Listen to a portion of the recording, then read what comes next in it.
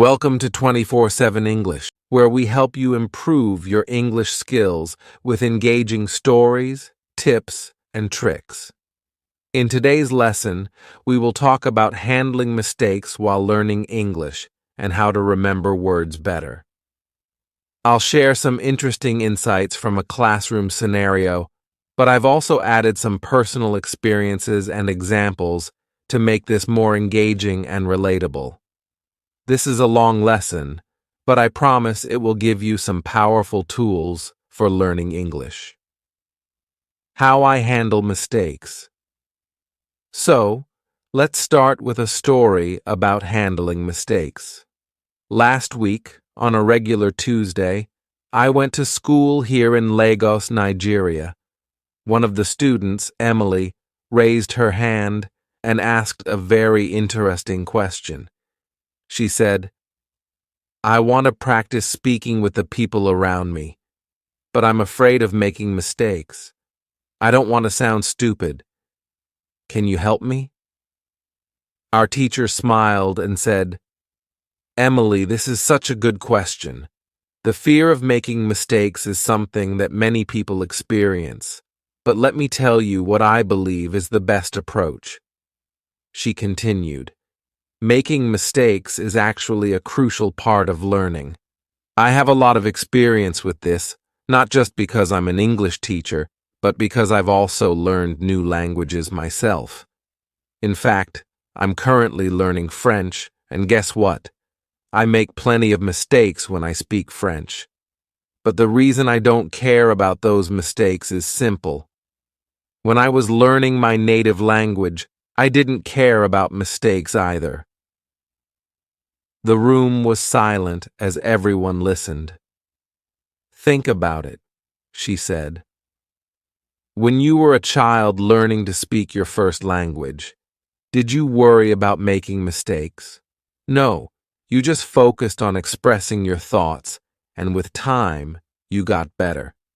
That's the same approach you should take when learning English or any other language. Focus on communicating your ideas, not on being perfect." She paused for a moment to let this sink in. Here's another example. When I practice speaking French, my main goal is to make sure that I express my thoughts. Even if I make mistakes, I know that with practice, I'll get better. The same goes for you when learning English.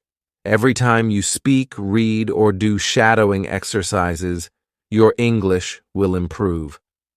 This idea made a lot of sense to us. It's the same approach that works for many people. In fact, it's like learning how to play an instrument. When you start playing the guitar, for example, it sounds bad at first. You make mistakes, hit the wrong strings, and struggle with the chords. But you don't give up, right? Over time, as you practice, you start playing better. The same thing happens with English. You can't avoid mistakes at the beginning, but those mistakes help you learn and grow. Overcoming the fear of mistakes. Our teacher then added something that really stuck with me. "You should have the same attitude as a 2-year-old child," she said. "Children at that age make plenty of mistakes when they speak, but they don't care. They just keep trying, and by the time they're 3 or 4, they make fewer mistakes and can communicate very well. You know around 2,000 words, so it's completely normal to make mistakes from time to time. Mistakes are not something to be afraid of. They are part of the learning process. Nobody becomes perfect overnight. Even native speakers make mistakes. Think about public figures like politicians or business leaders. When they speak on television or in front of large audiences, they sometimes make mistakes too. But do they stop speaking? No, because they care more about sharing their ideas than worrying about making small errors. That's exactly how you should approach your English learning journey. Don't aim for perfection right away. Instead, focus on progress. Every mistake you make is a step toward getting better. How I remember words. The next day, on Wednesday, I went to class again. This time, another student named Ryan had a question. He said, "I've started reading more, and I feel like it's helping with my grammar, but I'm having trouble remembering new words. I look them up in the dictionary, but sometimes, when I see the same word again, I forget its meaning. Can you help me?" Our teacher nodded and said, "Ryan, that's a common problem, and it's completely normal.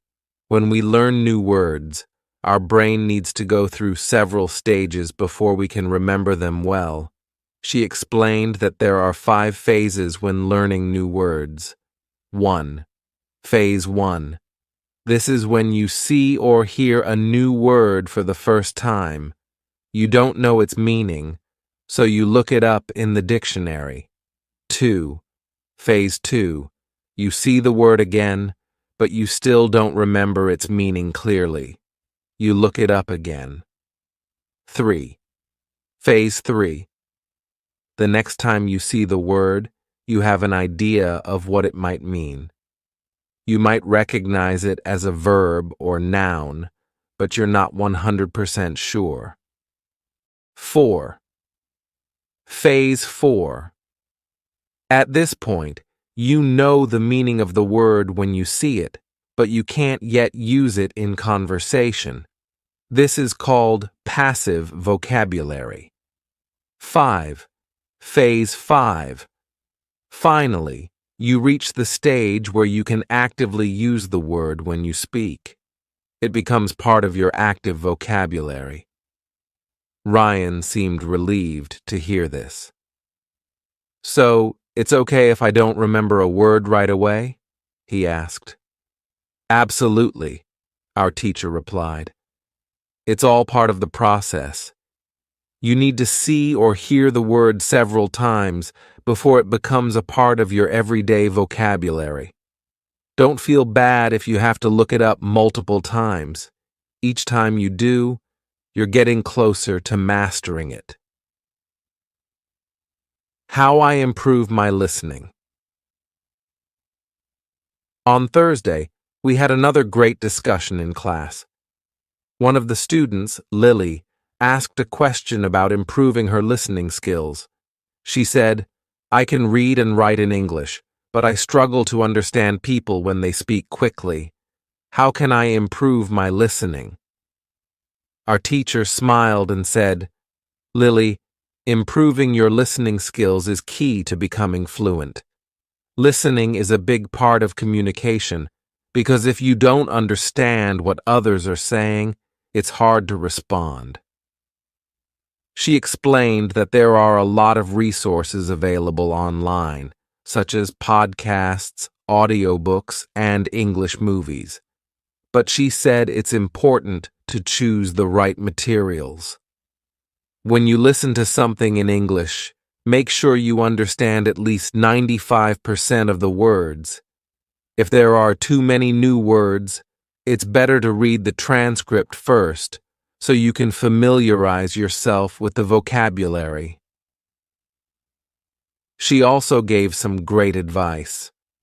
When you listen, don't focus on learning new words. The goal of listening is to understand the message. As you listen to more and more content at your level, your listening skills will naturally improve. You'll start to pick up on common phrases, sentence structures, and the rhythm of the language. Conclusion. In conclusion, learning English, or any language, is a journey full of mistakes, but those mistakes are your stepping stones to success. Whether you're learning how to handle mistakes, remember new words, or improve your listening skills, it all comes down to practice and patience. Remember, no one starts out perfect, but with each mistake, you're getting better. At Unlock English, we believe in the power of practice, and we're here to help you every step of the way. So keep speaking, reading, listening, and most importantly, keep making those mistakes. They are the key to your progress. How to improve your English listening skills with books, films, and motivation. Let me tell you about a few great ways to improve your English listening skills. These are methods I have personally tried, and they worked really well for me, so I highly recommend them to you. The first thing I suggest is reading books. Books are a fantastic way to start, especially if you're a beginner or even at an intermediate level. What's great is that you can choose books that match your current level of English. Step 1. Choose the right book for your level. Finding a book at your level is very important. For example, if you're just starting to learn English, you don't want to pick a book that's too difficult. It might frustrate you. But if you choose a book that you can mostly understand, you will enjoy it and learn new words along the way. Here's what you should do. First, read the book, then listen to the audio recording of that book. Listening to the recording while reading will help you improve both your reading and listening skills. You can do this at home when you're relaxed, or even while traveling, like when you're on the bus or train. There are some websites that provide great English books for this purpose. You can visit sites like greatenglishbooks.co.uk or learntoadbooks.com for access to interesting stories that also have recordings. These sites provide books in 3 different levels: beginner, intermediate, and advanced. This way, no matter your skill level, you can find something suitable. Step 2. Listen to the news in English. Another thing you can try is listening to the news in English. This can be really helpful because news stories often use everyday language, and you can hear how people really speak. There's a website called newsforeveryone.com that provides news stories in simple English. Just like the books, they offer news at different levels of English. Whether you're just starting out or already know 2,000 words in English, you can find something that suits you. Listening to the news regularly will help you get used to the language and improve your comprehension over time. Step 3. Watch films and videos. Apart from books and the news, films and videos are excellent resources for improving your listening skills. When you have learned around 2,000 words in English, you can start watching English films.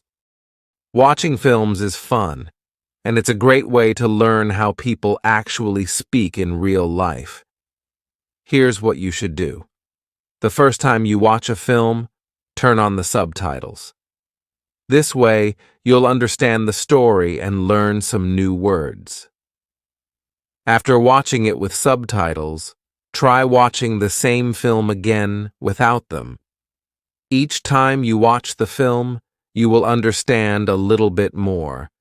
If you really enjoy the film, you can watch it multiple times. This repetition will help you get more familiar with English expressions and improve your listening. For example, if you're interested in nature, you can watch documentaries about animals or the environment. There are plenty of nature films available online. You can also find great reality shows, which are often easier to understand than regular films because they tend to follow a simple structure. Watching something that interests you will make learning English much more enjoyable. Step 4. Spend 30 minutes a day listening. The more time you spend listening to English, the faster you'll improve. try to listen for at least 30 minutes every day. You can listen to anything: books, news, films, or even music. At first, it might feel difficult because you might not understand everything, but don't worry. Focus on what you do understand, even if it's just a few words or sentences. Over time, your understanding will improve. In the beginning, it's easy to feel frustrated because you might not understand most of what you hear. But try not to focus on what you don't know. Instead, be happy with the new words and sentences that you do understand. Every new word you learn is progress. Remember, listening is one of the easiest ways to learn because all you have to do is sit back and listen. You don't need to do anything else. A personal story: how I improved my listening skills. Let me share a story with you about how I improved my English listening skills. This might inspire you. In one of my English classes, my teacher asked us to talk about the first time we became interested in learning English. Do you remember the moment you first started learning English? For me, I started learning English when I was in high school. At first, I didn't like it at all. It was really hard, and I found the grammar confusing. The structure of the sentences didn't make sense to me, and I struggled to memorize vocabulary. When I finished high school, I was still only a beginner. I couldn't speak English, and I thought I would never be able to learn it properly. I believed that English just wasn't for me. But something changed when I turned 20. I've always loved music, and around that time, I started listening to a band called the Blue Roses. I really wanted to understand the lyrics of their songs, so I began translating their songs word by word. Slowly, I started to understand more and more of the lyrics. One day, I met two travelers from Australia on a train. We had a very simple conversation in English, but that small talk made a big difference for me. I started to believe that maybe, just maybe, I could actually learn English. From that moment on, I worked on my English almost every day. I listened to English songs, watched films, and read books. Eventually, I became much better at understanding and speaking English. I even decided to travel to Sydney, Australia, to improve my English further by immersing myself in the language. The importance of motivation. My teacher told me something very important during that class. Motivation is key to learning English. Without motivation, it's hard to stay focused. But when you have a strong reason to learn, like wanting to understand music, films, or having conversations with people from other countries, you will find it much easier to make progress. Everyone in my class had a different reason for learning English. For example, one of my classmates, Emily, wanted to read classic literature in its original English. Another student, John, dreamed of becoming a tennis coach in New Zealand and knew he needed to speak English well to achieve his goal. Sarah, another classmate, wanted to work for a big international company in Dubai and needed English for her job. We all had different reasons, but we all had one thing in common. We needed English to achieve our goals. At the end of the lesson, our teacher asked if we liked learning English. I told her that when I was in high school, I didn't like it at all. But now, I really enjoy it. I can see how useful it is to speak English in so many different situations. My teacher said that liking English makes it easier to learn. If you enjoy English music, films, or culture, it becomes easier to spend time learning the language. How to learn 3,000 words in English. One day in class, a student asked our teacher how to learn 3,000 important English words. Our teacher explained that while you can find lists of the most common 3,000 words on the internet, learning words from a list isn't very helpful. Learning words in isolation doesn't help you understand how to use them in real conversations. A better way to learn new words is by reading or listening to full sentences. This way, you learn the words in context, and you'll remember them more easily. For example, instead of memorizing the word appreciate from a list, you can learn it in a sentence like, "I really appreciate your help." By seeing or hearing how the word is used in real life, it will stick in your memory longer. Conclusion: stay motivated and keep practicing. In the end, the key to improving your English listening skills is simple. Practice regularly, stay motivated, and enjoy the process. Find things you like to listen to, whether it's music, films, or news, and make it a habit to spend time with English every day. The more you listen, the better you will get.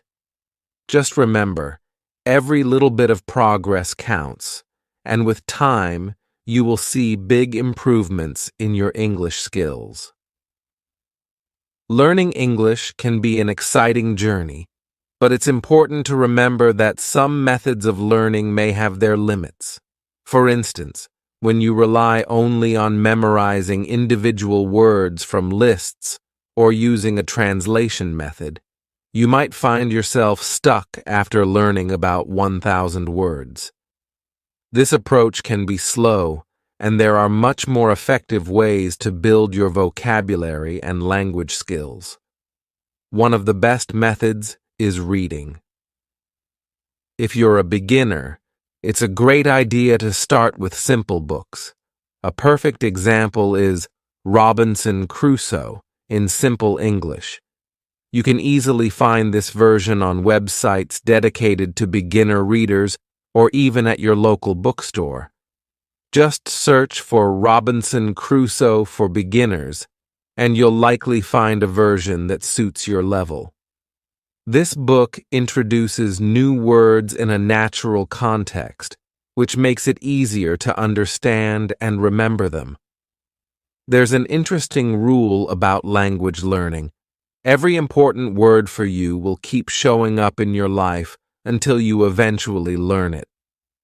This is very similar to how children learn their first language. When we are kids, we don't study from word lists. Instead, we hear and use the language in our daily lives. Words that are important to us, like milk, food, or play, come back again and again in conversation. Eventually, without even trying too hard, we understand and know these words. For example, think about the word Google. It's now a verb in many languages. No one learns this word from a vocabulary list, yet everyone seems to know what it means. The first time you heard the word Google, you probably didn't know what it meant. But as you heard it more often in different contexts, you began to understand it. Maybe someone said, "I'll Google it for you," or "You can find the answer on Google." After a while, the meaning became clear. This is a great example of how we naturally pick up new words when we use a language regularly. This method is much more effective than memorizing lists of words. You don't need to spend hours studying vocabulary from flashcards or apps. Instead, immerse yourself in English by reading interesting stories, watching videos, or having conversations. When you use the language frequently in your daily life, new words will naturally become a part of your vocabulary. Let me share a story about a student learning English while working in a cafe. This student, let's call her Emma, lived in a small town in Canada. After school, she worked at a cafe, serving customers who mostly ordered coffee and sandwiches. At first, she found the job easy because the customers always used the same words: coffee, sandwich, thank you. These were words Emma heard every day, and she quickly became confident in her ability to communicate. As Emma's confidence grew, she started to have longer conversations with the regular customers. She felt proud that she could understand them, and they often complimented her on her English. Everything was going well until one day, something unexpected happened.